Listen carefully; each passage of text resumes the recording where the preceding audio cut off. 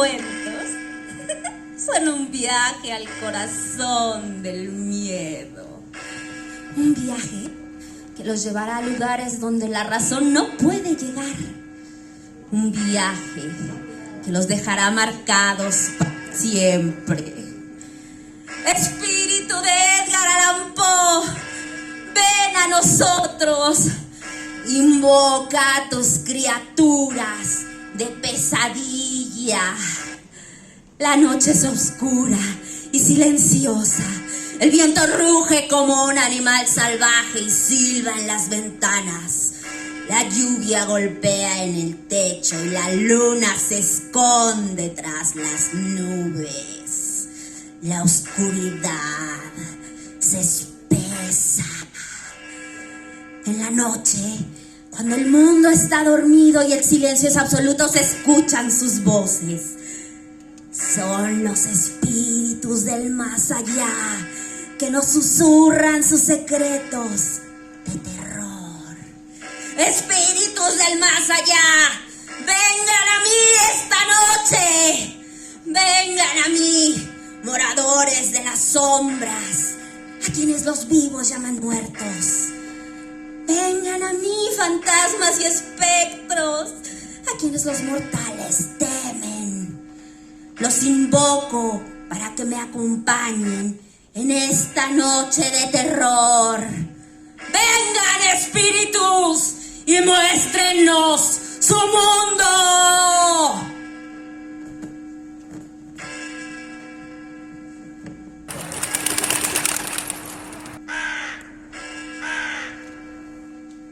Era una lúgubre medianoche, mientras pensaba, débil y exhausto, inclinado sobre un volumen raro y viejo de saber olvidado, dormitado, casi dormido, cuando de pronto escuché un leve ruido, como si alguien tocara quedo a la puerta de mi habitación.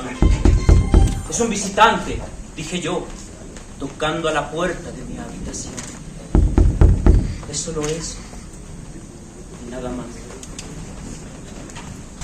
Es solo eso, y nada más.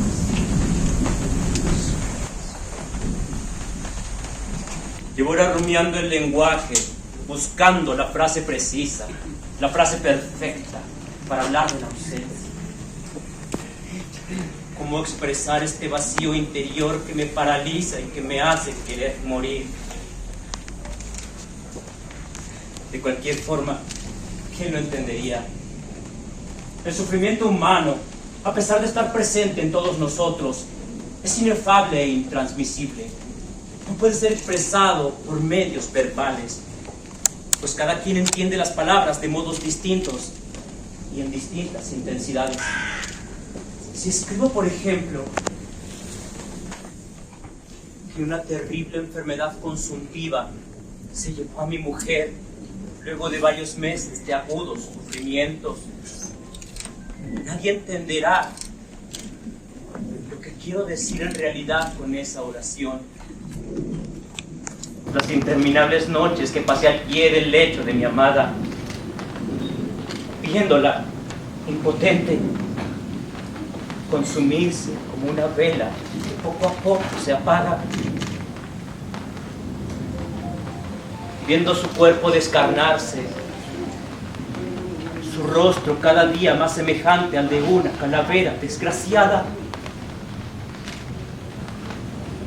haciendo hasta lo imposible por salvarla. Médicos, brebajes, sangrías, ungüentos, y en el colmo de la desesperación, miles de oraciones elevadas a todos los seres que habitan los cielos e incluso los infiernos.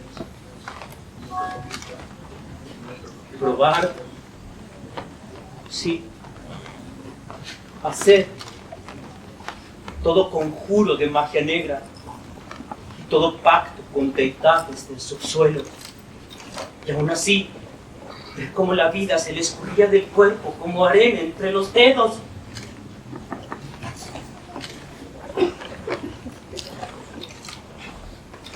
Es imposible expresar lo que siento, pues si soy breve, por fuerza omitiré muchos detalles, pero si para explicarme mejor me extiendo, Fatigaré folio tras folio, enumerando cada quimera que pensé, imaginé y vi en esas infinitas noches de agonía. Y lo único que conseguiré será aburrir a mis lectores. Y entonces, y siendo breve y siendo extenso, entenderán mi sentir. Eso me lleva a un cuestionamiento. ¿Solo pueden entenderme quienes han sufrido idénticos tormentos? En ese caso, solo yo podría leer y sentir a plenitud mis escritos, pues solo yo he vivido esta precisa combinación de experiencias que me han hecho ser quien soy. ¿A quién más su padre le abandonó al año de haber nacido? Meses después, vio a su madre morir de tuberculosis y, tras haber sido adoptado, ser por su padrastro aborrecido. ¿Quién más se enamoró de la madre de su amigo solo para verla morir tiempo después? ¿Quién se casó con su adorada prima y la cuidó durante años en una terrible agonía hasta que sucumbió, oh Dios, de tuberculosis también?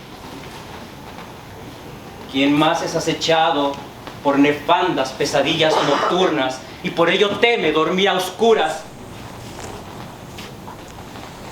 ¿A quién más visitan los mismos horridos monstruos que me visitan en mis ensueños, entre delirios y desconsuelos? ¡Nadie! ¡Nadie más! Porque nadie más es yo, porque nadie más es ni podrá ser nunca Edgar Allan Poe. Y por tanto, nunca nadie entenderá lo que quieren decir a cabalidad mis palabras. No, esa no puede ser la respuesta. La experiencia humana debe ser, al menos en parte, transmisible. Pero es cuando leo a los grandes maestros de la literatura, cuando leo los elixires del diablo de Hoffman, cuando me identifico con los asesinatos en las tragedias de Shakespeare, como las de los asedios de Troya. Yo nunca he matado a nadie, ni participado en guerra alguna. Entonces, no es necesario vivir todas las experiencias relatadas en la literatura para sentirlas en lo más hondo de nuestro ser, sino más bien ser sensibles al lenguaje, a los sonidos de las palabras. Al ser humano, a las historias y a sus tramas, por supuesto, al alma humana. Quienes dicen no sentir miedo al leer mis textos es porque no son capaces de imaginarlos. Leen por leer como si fuera algo ajeno, sin implicarse en la historia. Sí, eso es. Imagínese usted que ha muerto su hermana y que la entierra en el sótano de su casa. Luego, a la medianoche, se desata una tormenta bestial en la cual el viento hace crujir las ventanas. Parece que quiere destruir los muros. Y de repente se escucha un lejano estruendo. Desde hace oprimiendo al viento, tratando de animar demasiados pensamientos. Más de pronto, se abre la puerta de la alcoba intempestivamente y usted se encuentra con su hermana amortajada, con los brazos al frente y la quijada desencajada. Dígame, ¿acaso no sentiría miedo en ese instante? Una combinación de miedo, terror y culpa al saber que ha enterrado viva a su hermana.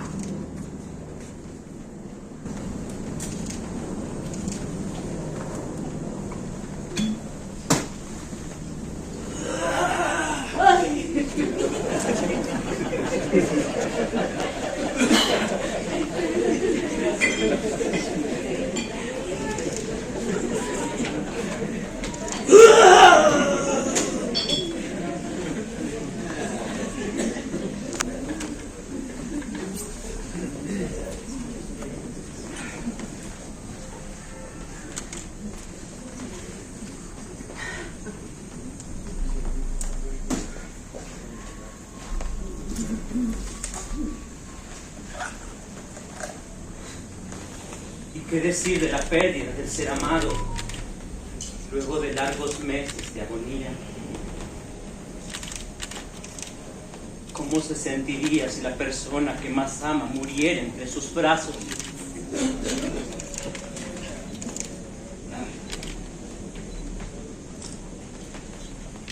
¿Es que acaso no perdería el sentido de la vida? ¿Es que acaso no tendría ganas de morir? O al menos de mitigar esa pérdida tan dura y contundente por medio de las palabras. Y aquí estoy yo, tratando de expresar mi dolor por la pérdida de mi amada, acaecida hace tanto tiempo ya. Y aún percibo, en medio de mis flaquezas, la presencia de mi amada.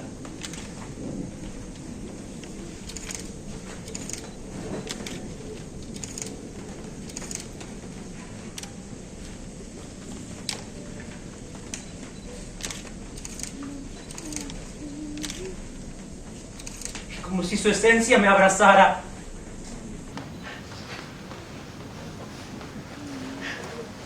Su etérea piel me devuelve la entereza.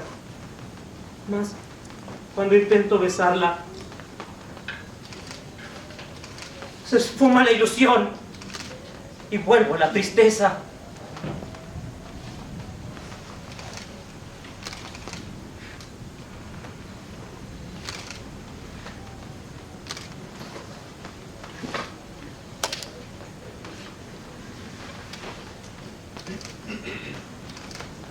Sé que moriré pronto, pero mi espíritu, mis obras, sobrevivirán a mis cenizas, y otros valorarán mis palabras y las leerán con vehemencia, y habrá muchos más que intentarán verter mis historias a otros idiomas,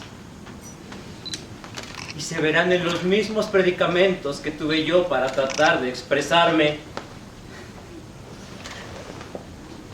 A esos traductores los saludo desde la eternidad, que serán mis hermanos de sufrimiento, porque para traducirme tendrán que entenderme, y al menos durante ese proceso serán un avatar mío, serán yo, y yo resurgiré en ellos, y ellos se inmortalizarán a través de mí. Habrá muchos artistas que plasmarán y transmutarán mis palabras a trazos, dibujos, pinturas.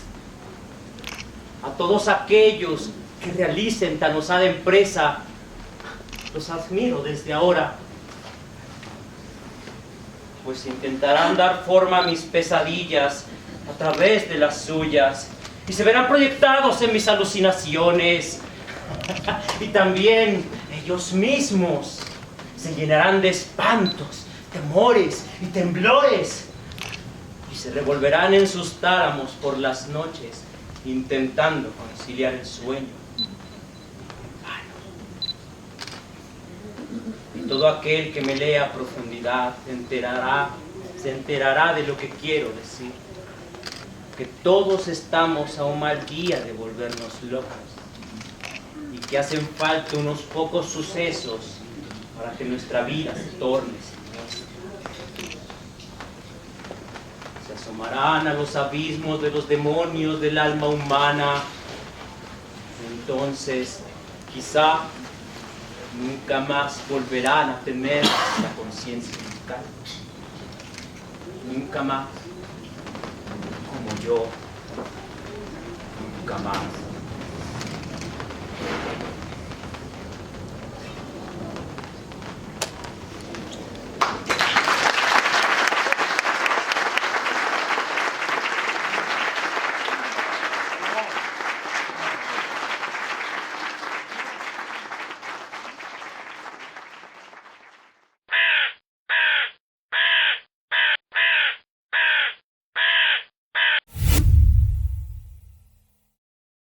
Bueno, bienvenida.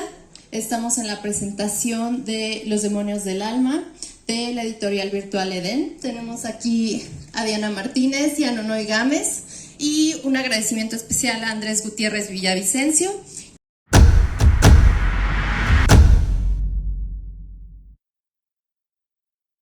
más que en lo que describían las historias. Poe es muy descriptivo, o sea, describe el tapete, ¿no?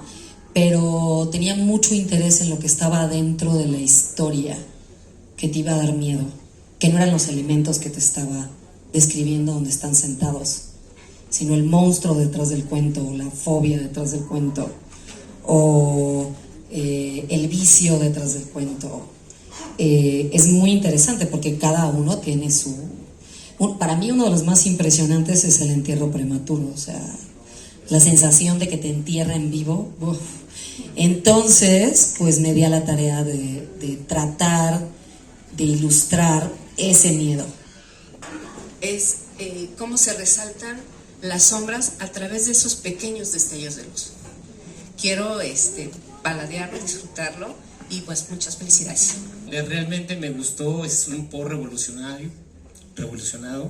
y creo que va a ser parte de mi biblioteca, les aseguro. Muy bueno, gracias. Celebro que este trabajo, que lo conozco por lo que ustedes presentaron, tenga ese valor artístico, emocional, de un gran equipo.